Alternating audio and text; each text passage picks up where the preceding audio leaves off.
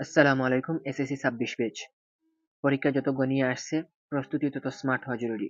২১শে এপ্রিল বাংলা প্রথম পরীক্ষায় ভালো করতে হলে সঠিক অধ্যায় নির্বাচন সবচেয়ে গুরুত্বপূর্ণ। কারণ এখন বিস্তারিত পড়ার সময় নয়।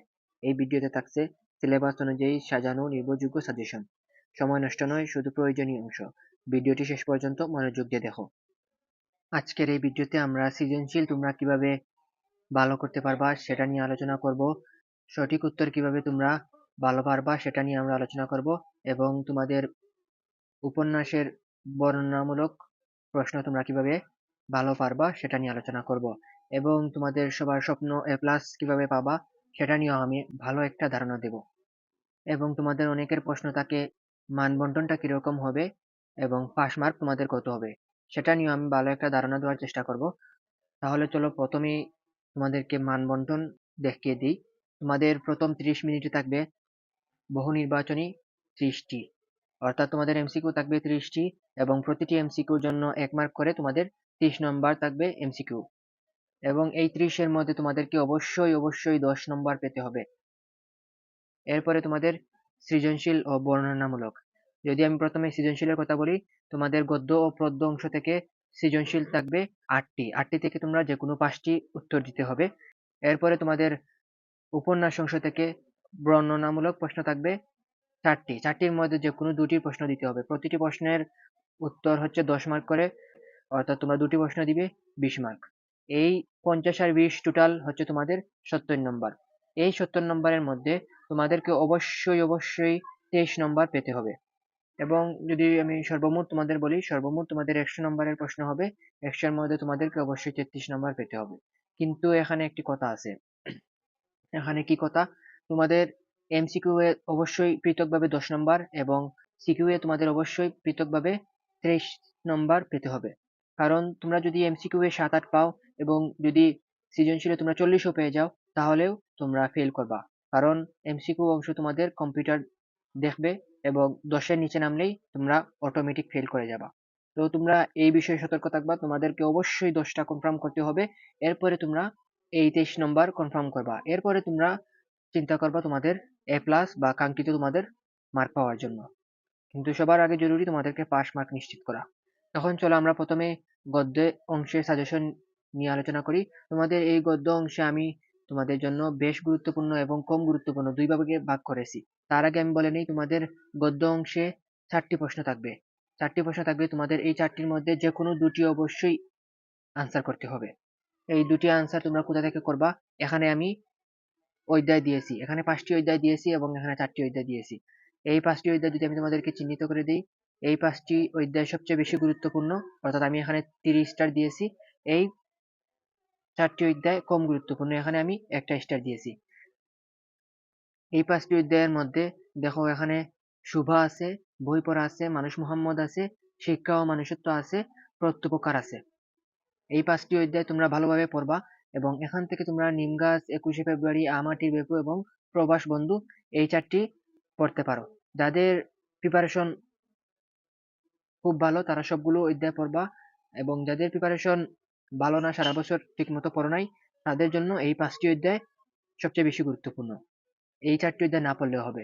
তবে এখানে একটি কথা আছে, তোমাদের তোমাদের এমসিকিউ ক্ষেত্রে সবগুলো অধ্যায় ভালোভাবে পড়তে হবে। এমসিকিউ শুধু এই 5টি অধ্যায় থেকে আসবে এরকমটা নয়, সব অধ্যায় থেকে মিলিয়ে তোমাদের এমসিকিউ দিয়ে দেবে। তো তোমরা সবগুলো অধ্যায় এমসিকিউর জন্য হলেও অন্তত একবার হলেও পড়বা। এরপরে চলো আমরা তোমাদের পদ্য অংশে যাই, অর্থাৎ তোমাদের কবিতা অংশে যদি যাই। এখানে দেখো, কবিতা অংশে তোমাদের 4টি প্রশ্ন থাকবে। 4টি প্রশ্নের মধ্যে অবশ্যই তোমাদেরকে 2টি প্রশ্নের আনসার করতে হবে। এখন চলো আমরা বেশি গুরুত্বপূর্ণ এবং কম গুরুত্বপূর্ণ 2টি অধ্যায় হিসেবে ভাগ করেছি। এখান থেকে যদি আমি বেশি গুরুত্বপূর্ণ অধ্যায় আমি তোমাদেরকে সিলেক্ট করে দেই, দেখো এই 5টি হচ্ছে সবচেয়ে বেশি গুরুত্বপূর্ণ এবং এই 3টি হচ্ছে একটু কম গুরুত্বপূর্ণ। বেশি গুরুত্বপূর্ণ এই অংশে যদি আমরা তাকাই, তাহলে দেখো এখানে কপোতাক্ষ নদ, জীবন বিনিময়, সেই দিন এই মাঠ, আমি কোনো অগান্তুক নই, তোমাকে পাওয়ার জন্য হে স্বাধীনতা। এই 5টি অধ্যায় সবচেয়ে বেশি গুরুত্বপূর্ণ এবং এখানে দেখো কম গুরুত্বপূর্ণের মধ্যে ওমর ফারুক আছে, বৃষ্টি আছে, বুশেখ আছে। এই 3টি তোমরা যারা ভালো স্টুডেন্ট আছো তোমরা অবশ্যই এই 3টি পড়ে যাবা। আর যারা সারা বছর একটু কম পড়েছো তোমাদের জন্য এই 5 টি বেশি গুরুত্বপূর্ণ। তোমাদের এই 3 টি না পড়লেও চলবে। এবং যদি এমসিকিউ ক্ষেত্রে বলি, এমসিকিউ ক্ষেত্রে তোমাদের অবশ্যই সবগুলো অধ্যায় একবার হলেও অন্তত পড়ে যেতে হবে, কারণ এমসিকিউ কোথা থেকে দিয়ে দেয় এটা বলার কোনো চান্সই নাই। তো এমসিকিউর জন্য তোমরা সবগুলো অধ্যায় অন্তত একবার হলেও পড়ে যাবা। তাহলে চলো এখন আমরা উপন্যাসে চলে যাই। তোমাদের উপন্যাস, এই একটি উপন্যাস আছে, এটা তোমরা ভালো করে পড়বা। এখান থেকে 4টি বর্ণনামূলক প্রশ্ন আসবে।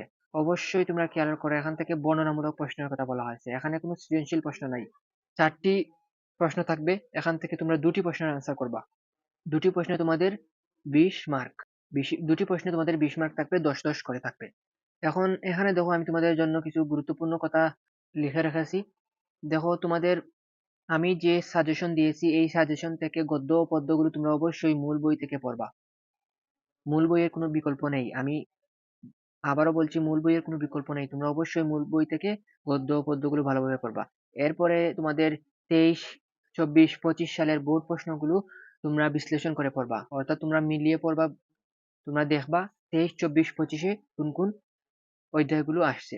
এখানে দেখো, আমি তোমাদের জন্য অবশ্যই পড়তে হবে, এরকম লাল কালিতে তোমাদের জন্য লেখা রেখেছি।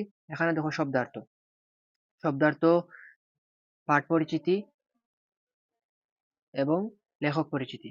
তোমরা অনেকেই এই বিষয়গুলো স্কিপ করে যাও, কিন্তু এগুলো এমসিকিউর জন্য খুবই খুবই গুরুত্বপূর্ণ। এবং এই যে শব্দার্থ, এই শব্দার্থ আমি বলবো তোমাদের এমসিকিউ সিকিউ সবকিছুর জন্য গুরুত্বপূর্ণ, কারণ একটা শব্দ দিয়ে আরেকটা শব্দের অর্থ বোঝায়, বা তোমরা যদি শব্দের অর্থই না বুঝো, তাহলে তোমরা সৃজনশীল ধরতেই পারবে না। তো তোমরা শব্দার্থ ভালোভাবে পড়বা, পাঠ পরিচিতি এবং লেখক পরিচিতিও পড়ে যাবা। এবং তোমাদের বহু নির্বাচনী প্রশ্নের জন্য অবশ্যই মূল বই পড়বা এবং বিগত 5 বছরের এমসিকিউ সলভ করবা। আমি তোমাদেরকে আবারও বলছি, বিগত 5 বছরের কোয়েকশন এবং মূল বইয়ের কোনো বিকল্পই নেই। তোমরা অবশ্যই মূল বই এবং বিগত 5 বছরের এমসিকিউ সলভ করে যাবা। তাহলে আজকের মতো এখানে সমাপ্ত। তোমাদের কাদের কোন বিষয়ে সাজেশন লাগবে তোমরা অবশ্যই কমেন্ট করে জানাবা। তাহলে দেখা হচ্ছে তোমাদের সঙ্গে নতুন কোনো ভিডিওতে। সবাই ভালো থাকো, সুস্থ থাকো। ধন্যবাদ সবাইকে।